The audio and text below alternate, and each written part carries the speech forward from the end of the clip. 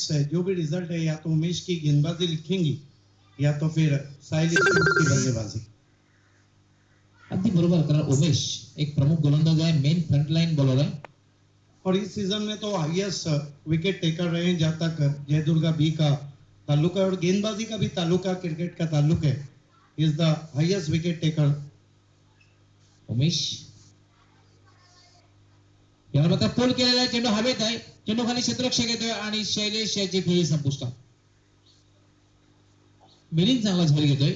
बिल्कुल, हालांकि हवा का झोंका और धूल का झोंका उनकी आंखों पे था, अच्छा जज किया वहां पर। एमएलए हैट्रिक ट्रॉफी में बेस्ट बॉलर रहे थे उमेश। ये देखिए मिसक्यू पुल स्ट्रोक था और आउट हो गए वहां पर बैट्समैन। शॉर्ट बॉल अफोटेबाई चेंडूचा फायदा उचलता आलेला नव्हता, पूल जो केलेला होता मात्र मिड विकेटला क्लिअर करता आलेला नव्हता आणि मिलिंद यांनी डीप मिड विकेटला चांगला झेल घेतलेला आहे। तिसरा धक्का बसतोय आणि आता मात्र खेळण्यासाठी येतोय दिनेश। दिनेश आणि नवनाथ दोघे बंधू या संघातून खेळताना दिसतात, मात्र आपल्या संघासाठी काय कामगिरी करतात बघायचं आहे।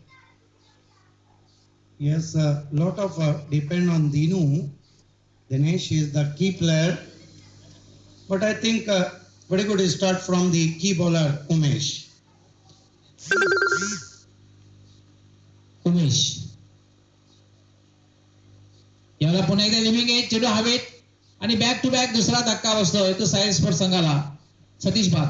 Yes, what amazing bowling from the trump card bowler of Jayadurga B, one of the focus bowler in Taluka cricket. He bowled excellent, he bowled pitching on the good line spot and not a short delivery. Batsman looking for a pull stroke.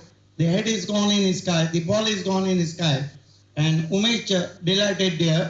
He's on hat-trick, and I think Jayadurga B right on top now. 2 quick wickets. अगदी बरोबर, असं वाटतं की दिलीप आणि शैलेश आपल्या संघाला चांगली सुरुवात करतात, चांगल्या स्थितीमध्ये घेऊन जातात, मात्र बॅक टू बॅक धक्के देतोय तो उमेश आणि 4 फलंदाज बाद होत आहेत। संख्या मात्र अजून स्थिर आहे 17। 2011 में धोनी ने जिस तरह से जहीर खान को छोटे छोटे स्पेल में यूज किया था, जयदुर्गा बी को पता है कि उनके पास उनका ट्रम्प कार्ड गेंदबाज सिर्फ उमेश है, उसको किस तरह यूज करते हैं ये देखना होगा। हालांकि मेरा अपना अनुमान था कि दूसरे ओवर में उमेश को बुलाया जाता, लेकिन उनको तीसरे ओवर में लगाया गया। भोलेनाथ आलेले आहे, नॉन स्ट्राइक उभा आहे। याला मात्र ड्राईव्ह केलेला चेंडू मिड विकेटला पहिली धाव अतिशय वेगात पूर्ण केली आहे, दुसरी धाव मात्र घेतली जात नाही कारण डीप मधून क्षेत्ररक्षक अतिशय वेगात येतोय। फक्त एकच धाव मिळते दिनेशास। बिल्कुल, जो गेंदे विकेटों में हो, जो गेंदे इतनी तेज हो, जो गेंदे शॉर्ट नहीं हो, उस गेंदों पर इतना आसान नहीं रहता है स्ट्रोक्स लगाना। एका धावेने धावसंख्या झाली 18 आणि आता मात्र असं वाटतं की थोडासा मानसिक दबावाखाली येतोय साहिल स्पोर्ट्स संघ। हमारे कमेंटेटर संदेश पाटिल भी हमारे साथ, आपका हार्दिक स्वागत। याला मात्र आडव्या बॅटने खेळण्याचा प्रयत्न, मात्र चेंडू पडल्यानंतर थोडासा बाउन्स झाला, चेंडूचा वेगही होता आणि निघून गेलेला तो यष्टिरक्षकाच्या हातात निर्धावच्या रूपात।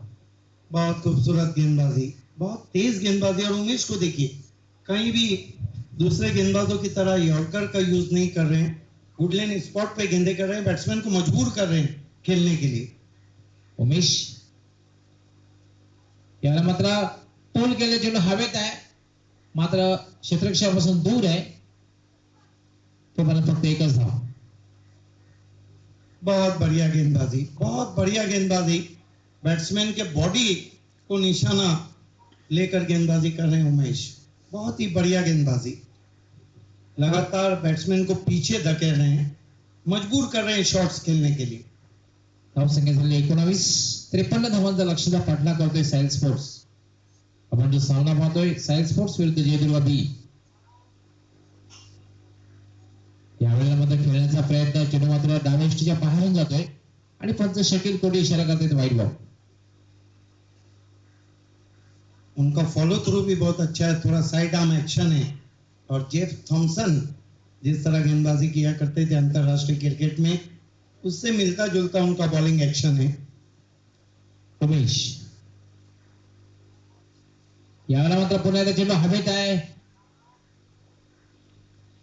गोलंदाजाने झेल घेण्याचा प्रयत्न केला होता, मात्र चेंडू पर्यंत पोहोचू शकले नाही, चांगला प्रयत्न केला होता, दरम्यान मात्र 2 धावा पूर्ण होत आहेत।